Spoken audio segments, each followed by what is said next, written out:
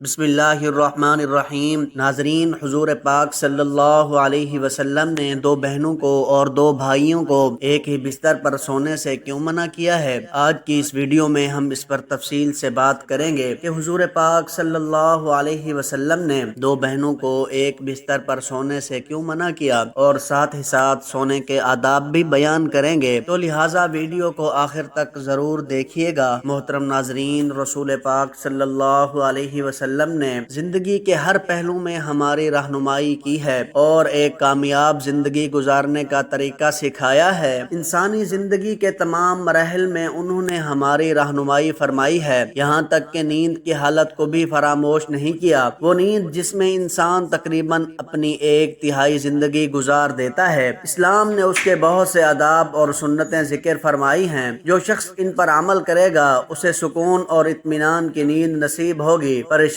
بے چینی اور بے خوابی سے نجات ملے گی۔ سونے کے آداب میں سے ایک ادب یہ ہے کہ جلد سے جلد سوئے، بغیر ضرورت کے جاگنے سے پرہیز کرے۔ حضرت ابو برزہ اسلمی رضی اللہ تعالی عنہ سے روایت ہے کہ رسول خدا صلی اللہ علیہ وسلم عشاء سے قبل سونے کو اور عشاء کے بعد گفتگو کرنے کو ناپسند کرتے تھے۔ سونے کا دوسرا ادب یہ ہے کہ انسان دائیں کروٹ پر سوئے، کیونکہ نبی پاک صلی اللہ علیہ وسلم دائیں کروٹ پر سویا کرتے تھے اور اس کا حکم بھی ارشاد فرمایا ہے۔ حضرت برا بن عازب رضی اللہ تعالی عنہ فرماتے ہیں کہ نبی کریم صلی اللہ علیہ وسلم دائیں کروٹ پر لیٹا کرتے تھے، اور حضرت برا بن عازب رضی اللہ تعالی عنہ کو بھی نبی پاک صلی اللہ علیہ وسلم نے دائیں کروٹ پر ہی لیٹنے کا حکم دیا ہے۔ دائیں کروٹ پر لیٹنا ہی افضل ہے، خواہ قبلہ کی طرف منہ ہو جائے یا پیٹ، یا قبلہ دائیں ہو یا بائیں، دائیں کروٹ پر ہی لیٹنا چاہیے۔ اس کا نبی پاک صلی اللہ علیہ وسلم نے حکم ارشاد فرمایا ہے۔ تیسرا ادب یہ ہے کہ انسان لیٹتے وقت دائیں ہاتھ کو دائیں رخسار کے نیچے رکھ لے۔ حضرت ابو ہریرہ رضی اللہ تعالی عنہ سے روایت ہے، انہوں نے بیان کیا ہے کہ حضور پاک صلی اللہ علیہ وسلم نے فرمایا ہے کہ جب تم میں سے کوئی شخص اپنے بستر پر آ جائے تو اپنا بستر جھاڑے، اس لیے کہ وہ نہیں جانتا کہ کیا چیز اس کے پیچھے اس میں داخل ہو گئی ہے۔ سونے سے پہلے ہاتھ اور منہ میں گوشت یا چربی وغیرہ کا اثر یا مہک ہو تو اس کو دھو لینا چاہیے۔ رسول خدا صلی اللہ علیہ وسلم نے فرمایا، جس کے ہاتھ میں گوشت یا چربی کی مہک یا اس کا اثر موجود ہو اور اسے دھوئے بغیر سو گیا، پھر اسے کوئی مصیبت پہنچی تو وہ اپنے آپ کو ہی ملامت کرے۔ سونے سے قبل کھانے پینے کے برتنوں کو ڈھانپنا چاہیے۔ سونے سے قبل کھانے پینے کے برتنوں کو بسم اللہ کہہ کر ڈھانپے۔ اگر کوئی چیز نہ ملے تو کم سے کم ایک لکڑی ہی صحیح بسم اللہ کہہ کر ان پر رکھ دے، اس لیے کہ شیطان بند دروازوں کو اور ڈھکے ہوئے برتنوں کو نہیں کھولتا۔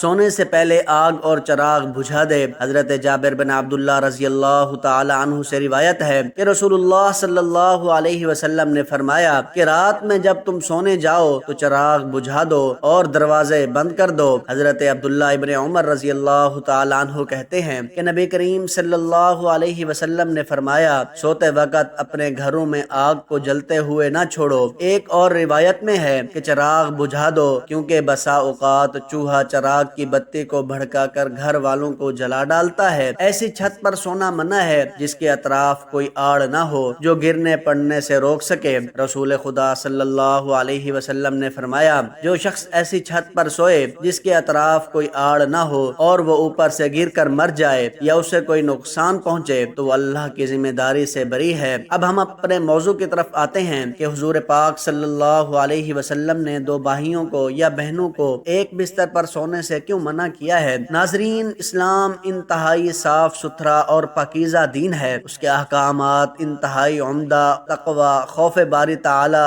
اور پاکیزگی پر مبنی ہیں۔ اسلام جہاں ظاہری گندگی سے بچنے کی تلقین کرتا ہے، اس کے ساتھ ساتھ ایسے انتظامات مسلم معاشرے کو دیتا ہے جس سے ہر فرد کی روحانی تربیت بھی ہوتی ہے۔ اسلام نے والدین کے لیے جہاں انہیں خود گناہ کے کاموں سے بچنے کی تلقین کی ہے، وہاں پر ان کے بچوں کے لیے بھی احکامات صادر فرمائے ہیں۔ حضرت عبداللہ بن عمر رضی اللہ تعالی عنہ بیان کرتے ہیں کہ نبی پاک صلی اللہ علیہ وسلم نے ارشاد فرمایا، جب تمہارے بچے 7 سال کے ہو جائیں تو انہیں نماز پڑھنے کا حکم دیں، اور جب 10 سال کے ہو جائیں تو انہیں نماز نہ پڑھنے پر ماریں اور ان کے بستروں کو الگ کر دیں جب وہ 10 سال کے ہو جائیں۔ علامہ محمود محمد رحمۃ اللہ علیہ ابو داؤد کی شرح میں لکھتے ہیں کہ ان کے بستر جدا جدا کر دو۔ اس کا مطلب یہ ہے کہ ان کے سونے کی جگہیں الگ الگ الگ بناؤ، اس لیے کہ جب وہ 10 سال کو پہنچتے ہیں تو بلوغت کی ادنا حد تک قریب ہو جاتے ہیں، ان کی شہوت زیادہ ہو جاتی ہے اور ان پر فساد و خرابی کا ڈر ہوتا ہے۔ یہ اس بات پر دلالت ہے کہ ولی پر واجب ہے کہ وہ بچوں کے درمیان سونے کی جگہوں میں تفریق ڈال دے، اگرچہ وہ باہر ہی کیوں نہ ہو، جب وہ 10 سال کی عمر کو پہنچ جائیں۔ حضور پاک صلی اللہ علیہ وسلم نے